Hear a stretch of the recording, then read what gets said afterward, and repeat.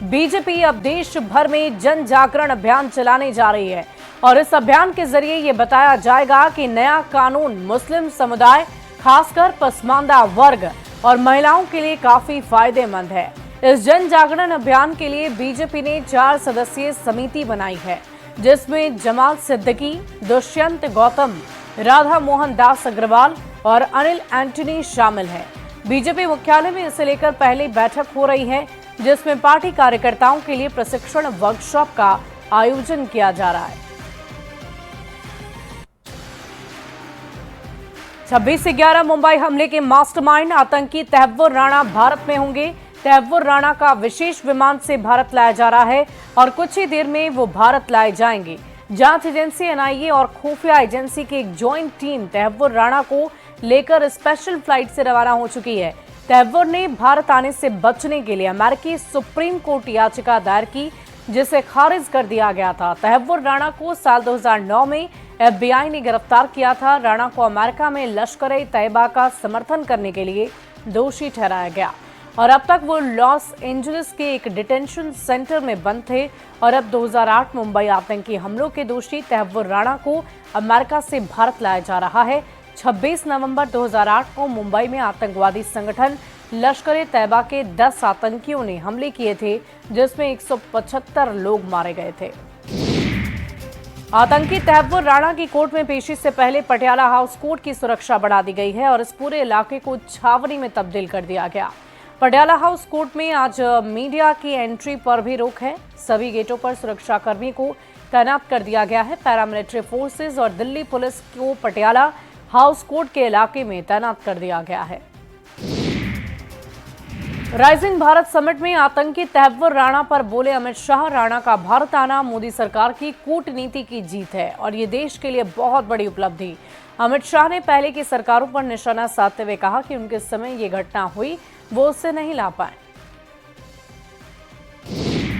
और तहव्वुर राणा का जो है एक्स्ट्राडिशन जो है हो रहा है, वो कुछ दिनों में यहाँ आ जाएंगे। क्या डेविड हेडली के लिए भी हम ये वो करेंगे? कुछ उम्मीद है कि वो भी? देखिए, मोदी सरकार का प्रयास है कि जिन लोगों ने भी भारत की जमीन, भारत का सम्मान और भारत के नागरिकों के साथ दुर्व्यवहार भी किया है, वो हमारे कानून के जद में लाना चाहिए। और मैं मानता हूं तब राणा की यहां वापिस आना ये मोदी सरकार की कूटनीति का बहुत बड़ी सफलता है जी। तो क्योंकि जिनके समय में जब बम धमाके हुए वो तो ला नहीं पाए, मगर आज वो वापिस आएगा, हमारी अदालत के सामने पेश होगा, हमारे संविधान के तहत उसको सजा होगी। ये देश के लिए बहुत बड़ी उपलब्धि है। और इधर आतंकी तहव्वुर राणा को गिरफ्तार कर भारत लाया जा रहा है। केंद्रीय गृह राज्य मंत्री नित्यानंद राय ने कहा है कि वैसे देशद्रोहियों को चुन चुन कर भारत लाया जाएगा और सबका सफाया होगा। वहीं सांसद राजीव प्रताप रूढ़ी ने कहा है कि अंतर्राष्ट्रीय प्रोटोकॉल के स्तर पर कार्रवाई हो रही है।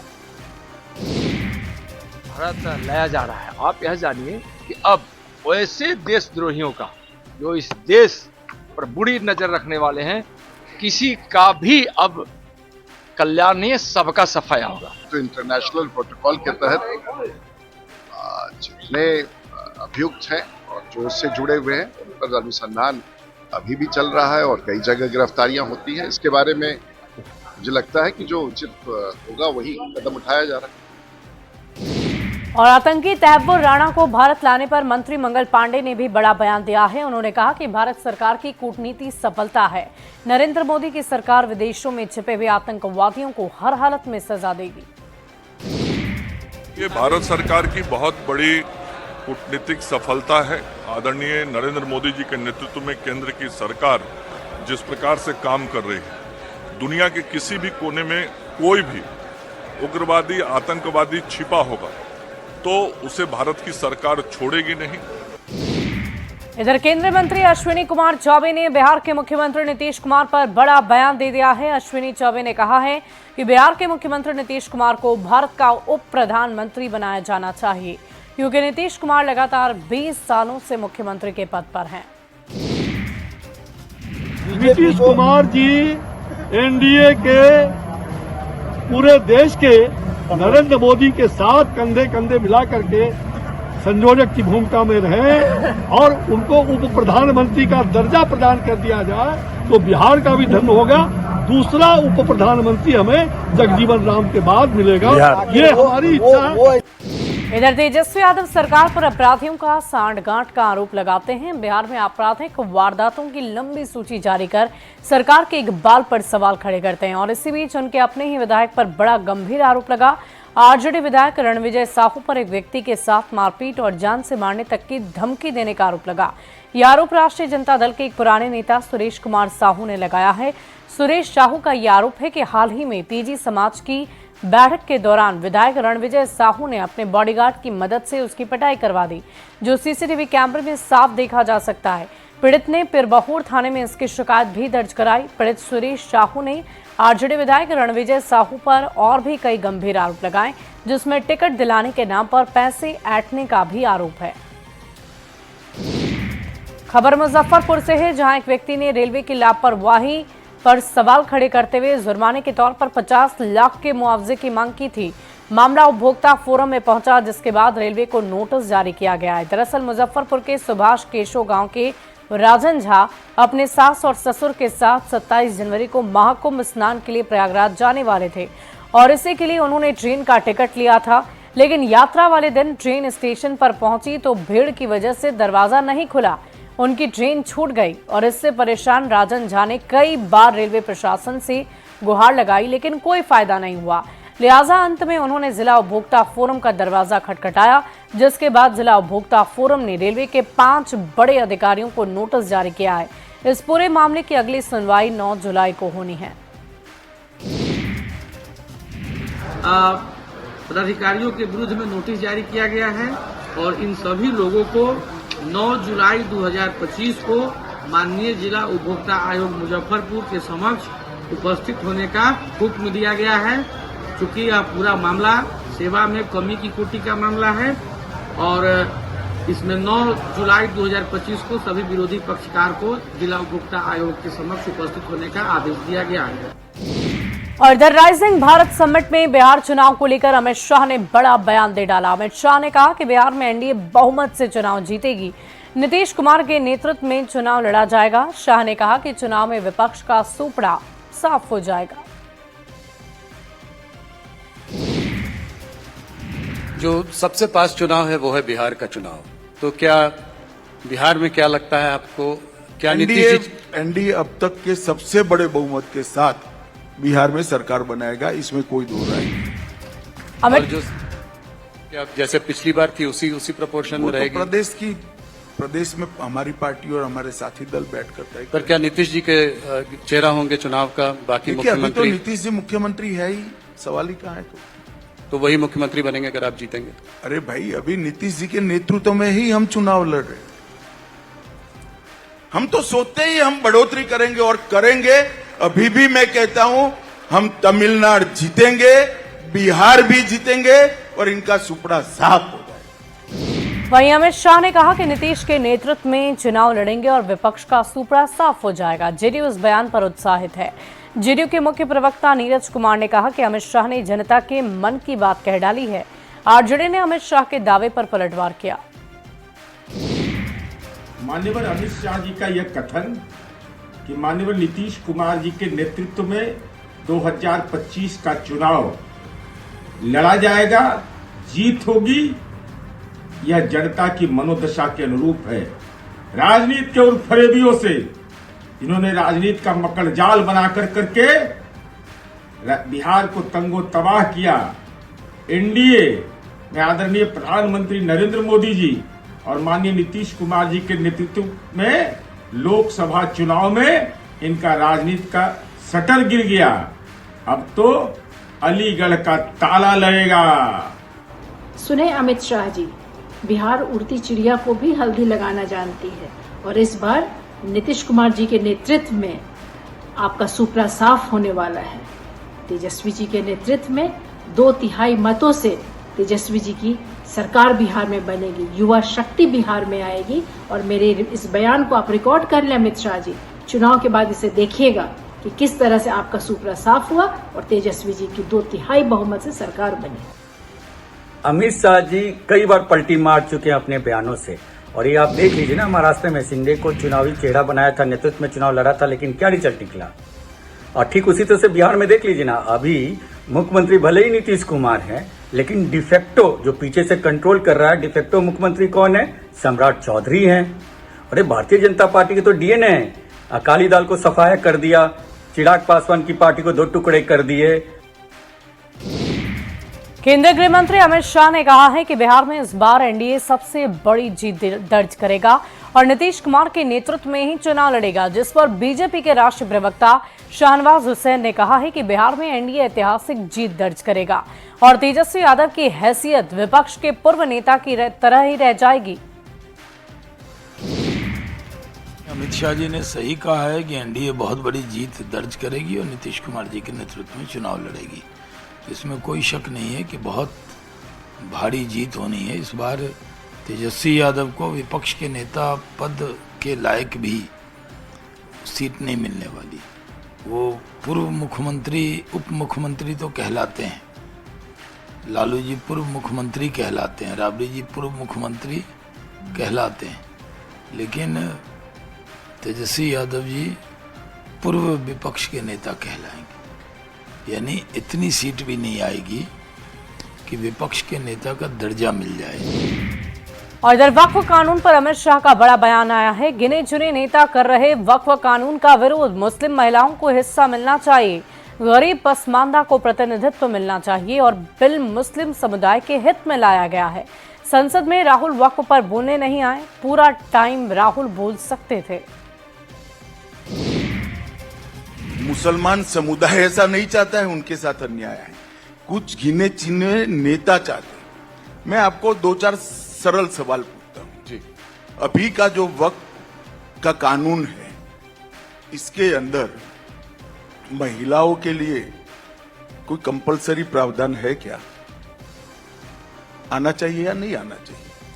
पसमंदाओं का है, जो गरीब है, एक प्रकार से ओबीसी है, उनको वक्फ में प्रतिनिधित्व मिलना चाहिए या नहीं मिलना चाहिए? क्यों नहीं मिलना चाहिए भाई? और कांग्रेस पार्टी तो माइनॉरिटी की बात करती है, तो माइनॉरिटी विद इन माइनॉरिटी को हम रखते हैं तो विरोध करते हैं। ये जो बिल आया है, वो बिल मुस्लिम समाज के हरेक अंग का प्रतिनिधित्व करने वाला बिल। और इधर वक्फ कानून पर अमित शाह के बयान से सियासत गर्म हो गई है। जेडीयू ने अमित शाह के बयान का समर्थन तो किया, लेकिन आरजेडी और कांग्रेस ने जमकर हमला बोला। और जहां तक इसकी बात है तुष्टीकरण करने की, ये बिल्कुल सही है कि आज़ादी के बाद से आज तक मुसलमानों का जज्बाती इस्तेहसाल हुआ, मुसलमानों की लाशों पर सियासत की गई, और जो कांग्रेस पार्टी और जो सो कॉल्ड सेकुलर पार्टीज थी, उन्होंने कभी मुसलमानों की तरक्की के लिए कोई प्लान नहीं तैयार किया। हमारे नेता नीतीश कुमार ने पिछले 20 सालों में बिहार के सभी वर्गों का, यहाँ तक कि अक़लियतों का, और एनडीए में रह करके अक़लियतों का जो तामीरी काम किया है, वो एक मिसाल है। चाहे वो तालीम का शोबा हो, तिजारत का शोबा हो। भारतीय जनता पार्टी से तुष्टीकरण की बात करते हैं, तुष्टीकरण का राग अलापती है। जब आर्टिकल 26 का वायलेशन होगा, धर्म विशेष पर हमले होंगे, तो विपक्ष तो चुप नहीं बैठ सकता। वक्फ की संपत्तियों पर अगर बुरी नजर है भाजपा की, तो लोग चुप तो नहीं रह सकते हैं।